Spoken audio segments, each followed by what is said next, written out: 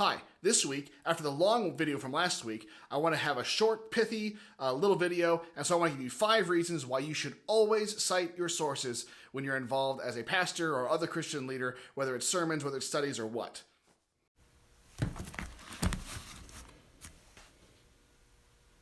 Okay, I realize that actually stopping in the middle of a sermon to give a source is probably not something that makes sense. And I realize that there are certainly times when it doesn't make sense to actually insert a footnote every time you want to engage with a source. And I realize there's a certain irony about me having a video like this because I generally do not cite my sources in these videos with you. That being said, it is a very good thing to always be able to cite your sources and to be able to track them down before you actually write or say something in a public forum like this. The first reason why you should always be able to cite your sources and why you should always go back to them before you actually write them down is because it forces you to actually be sure you really know what you're engaging with. And that may seem a little bit silly, but I can't tell you how many times I have been sure I know exactly where something is to be found, exactly where I got an idea, only when I actually had to go back and substantiate it, I realized I couldn't find it anywhere.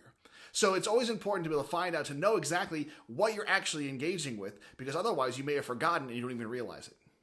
A second reason why it's helpful to be able to go and substantiate your claims is because when you go back to the original context, it makes it a little bit harder for you to rip it out of that context and apply it in some other way. I've had situations where I've learned something or I've gotten a kind of a pithy phrase that I've paraphrased from some source, and I've used it over and over and over again. And then one day I go back to the original context and I find out that it wasn't exactly as I thought it was. Sometimes it's because I've actually twisted it some way that it wasn't intended to be. But also I found that actually the original author was making a much bigger, a much more robust point, and I didn't get that in my paraphrase. So it's always helpful to go back to that context because you may even realize that you read it wrong the first time. Number 3, it's a good idea to be able to cite your sources and to keep track of them because it's really good practice. Now, I realize that as a pastor, I'm not in a situation where I need to be able to provide an academic paper trail for most of the things that I do. And yet, if you're going to go on to do any kind of work after high school, any kind of academic work, whether in college or beyond, it is very helpful to be in the practice of being able to know exactly where you got an idea from or exactly who you're engaging with, and to be prepared by practicing as much as possible can really be a helpful thing down the road. Number 4, knowing where you got the information, writing them down, keeping a record of all that is very helpful for when you eventually, inevitably forget what you knew at one point. Now, I know that when you're in the middle of a research project, when you're doing a lot of reading, when you're taking a lot of notes, especially if it's exciting to you personally, I'm never going to forget this. I'm always going to remember where these things are. I'll always know where to find that. But I have had lots of situations of books that I've just really read inside and out, and I know this so well. And then the time comes when I haven't read them for a while, I get a little farther away from it, haven't reread it for a while, and I realized I don't know where that was. And so if I have kept better track of where I got the information, I'm able to go back to it. And part of why that's helpful is because when you inevitably do forget the details of what you had said at one point, and forgot the details of the original context, when you go back to it, it can help remind you of what you did in the first place. It might remind you of the argument that you constructed from it. And you may find that it helps you to then do it better the second time or the third time when you go back to it. Number 5, and perhaps the most importantly, it helps to give your readers information that they might not have otherwise. And that's useful for 2 big reasons. And one of them is because it shows your readers your limits. None of us can read everything. None of us can take everything into account. And so there's always going to be gaps, whether we meant there to be or not, in our presentation.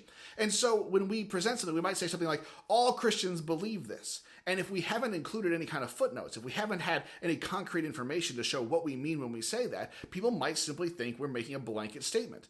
But if we have footnotes, if we have cited our sources, if we're showing who do we mean when we say Christians, we might be able to communicate to the reader without even realizing it that in fact we have limits. We don't really mean all Christians. We mean just this group of Christians. Or we don't really mean this sweeping framework. We really mean just this narrow thing. Now, maybe we had delusions that we had a comprehensive explanation. But when we cite our sources, someone can come back and say, hey, you know what? That person missed something. They're only dealing with a part of the community. They need to spread it out if they want to be able to say what they want to say. And showing our readers our limits feels like something we don't want to do because it makes us feel vulnerable or perhaps somehow weaker, or maybe it's showing off our weaknesses in a way that we don't feel comfortable with. But it can be very helpful because then as a community, we can find the gaps that each other has left and we can fill those gaps in a way that hopefully will yield to better results down the road. The other major thing we need to communicate with our readers is where they can go to get more information. It might be that you said something and you've digested it and you figured it all out and you kind of give them the final result, but they may want to know how you got to that point. I remember reading T.F. Torrance, and he would make sweeping comments about this container theory of space and time, and he would use it so frequently in his later writings. I went, boy, I really wish I knew what he meant by that. And I eventually was able to find the discussion. And if he had cited that, if he had said, go back to this discussion in this book, it would have been very helpful for me. But in any case, sometimes people want to know, well, where did you get that idea from? And they may say, this person's really interesting to me. I want to know the kinds of people that person's reading. And to give them more information to know where they can go if they get excited and they want to go to the next step. So it's very helpful to give people all the information they can so they don't just think that you're the only person who has information. There's other places they can go too. Well, that's all I have for this week. It's a shorter video with a little bit of a clickbaity title.